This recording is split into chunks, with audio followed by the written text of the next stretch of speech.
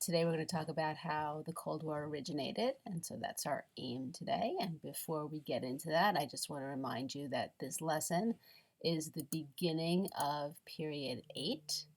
And so I would have you just write in your notebooks that this is period 8, and we're starting a new unit.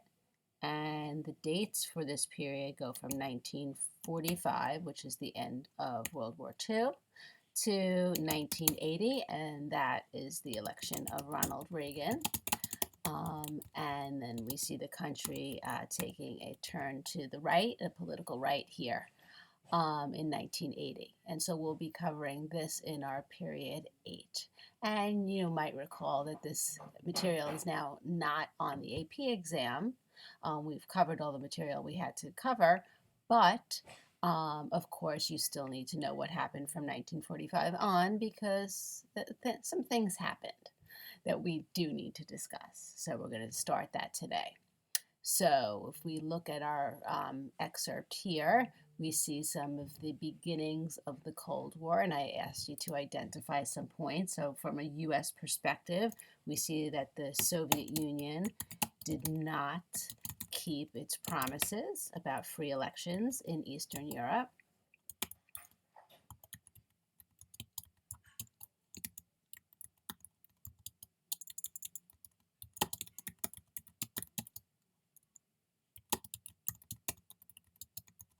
And so we kind of felt betrayed by that. We also see the Soviet Union expanding its influence in Eastern Europe.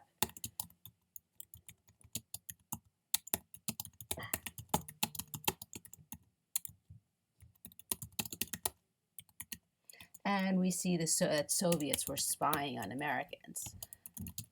We caught them and they caught us, and it led to mistrust. Oops. Okay, and then from a Soviet perspective, they might feel like this is partially the fault of the United States because the United States pressured the Soviet Union to allow free elections, and that was an idea hostile to Soviet interests.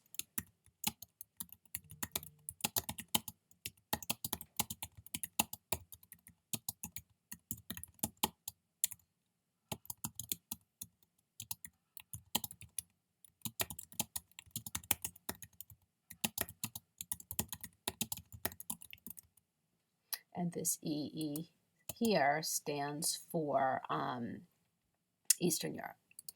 Okay. They might have also been threatened by the use of the atomic bomb.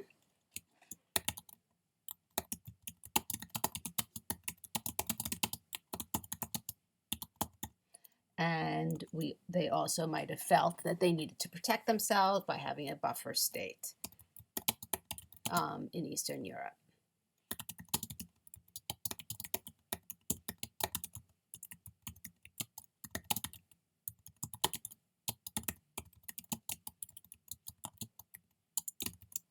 And so you could see that there was mistrust and fear on both sides, and this Cold War went on from 1945 all the way until 1990. And so we see that domestic and foreign policy decisions were all related to the Cold War. It had a huge impact on our politics, on our economy, and so I might just write that in the margin. That the Cold War a major impact on U.S. Politics and economy. I really don't like the way that looks.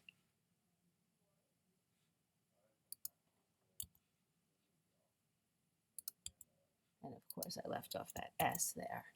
Okay.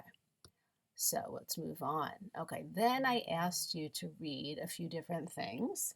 I asked you to read this excerpt from the Atlantic Charter, which is, of course, signed by FDR and Churchill during the war. And they kind of had certain goals here.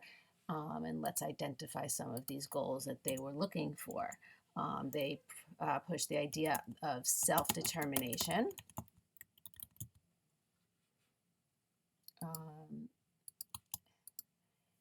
And what else did they push? The idea of disarmament and freedom of the seas. I'm sorry, I just got distracted for a minute.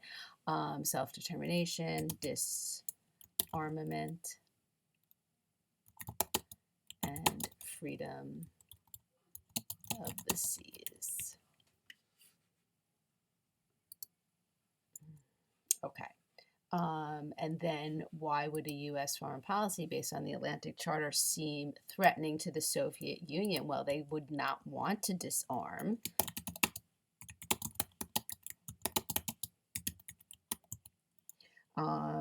They see other nations working together to build economies on capitalism, and that's something that they would not necessarily support.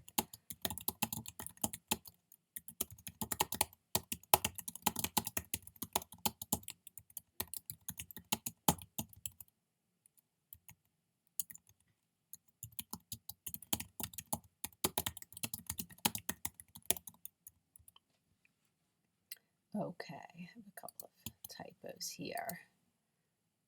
All right. Then I asked you to read an excerpt from The Long Telegram, which was written by George Kennan, and he's a name you absolutely want to know. And he is associated with the idea of containment. So if you ever see him mentioned, you should automatically think of the policy of containment, which is that the United States was going to stop the spread of communism.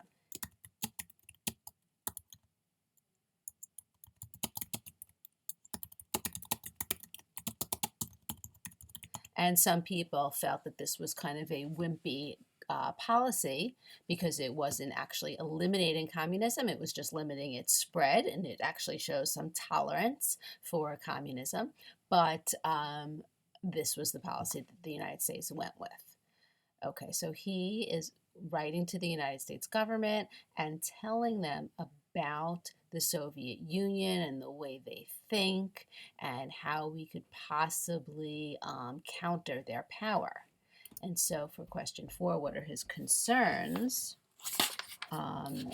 We see that he was concerned that if we don't fight against communism, it's going to spread and can even influence our own country.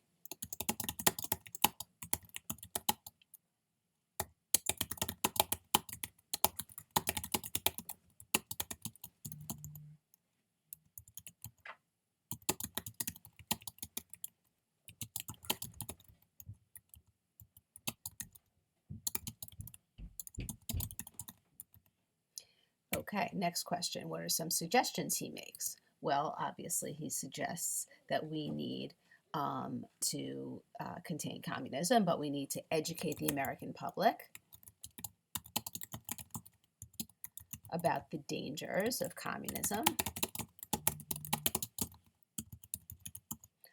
We need to set a positive message for the world.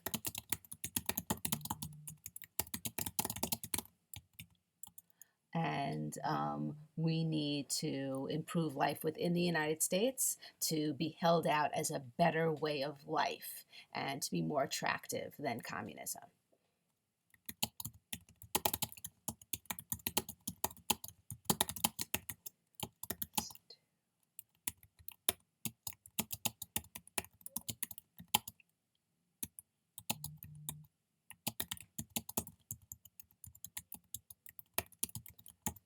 And so, there were problems, obviously, in the country, talking about segregation. We're going to be getting into the civil rights movement eventually. And so, having segregation and a lot of race issues is certainly not something that made the United States look good. So, they might want to address those issues. Okay, and so Kennan's Long Telegram revised American isolationist policy because the United States was going to kind of act as a guide to the way other nations would behave.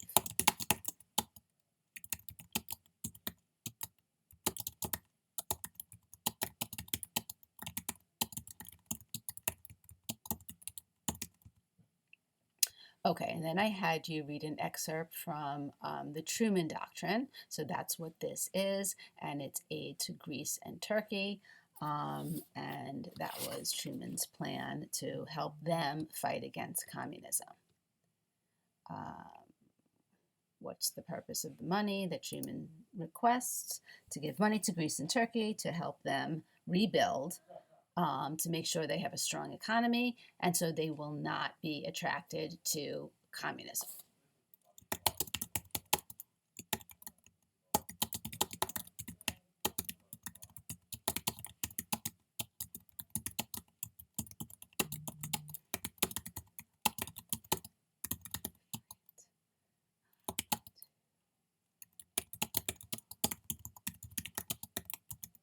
Okay, and so it also has to do, and more so, has to do with helping them ward off communist takeovers. Okay, and so how is this going to conform to the goals of the Atlantic Charter? We see the United States promoting self-determination.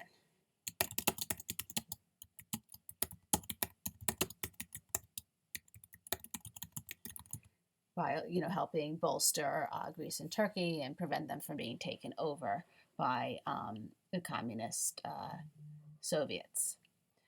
All right, so then the last question I asked you for this one, compare the Truman Doctrine with Kennan's long telegrams. Did they address the same concerns?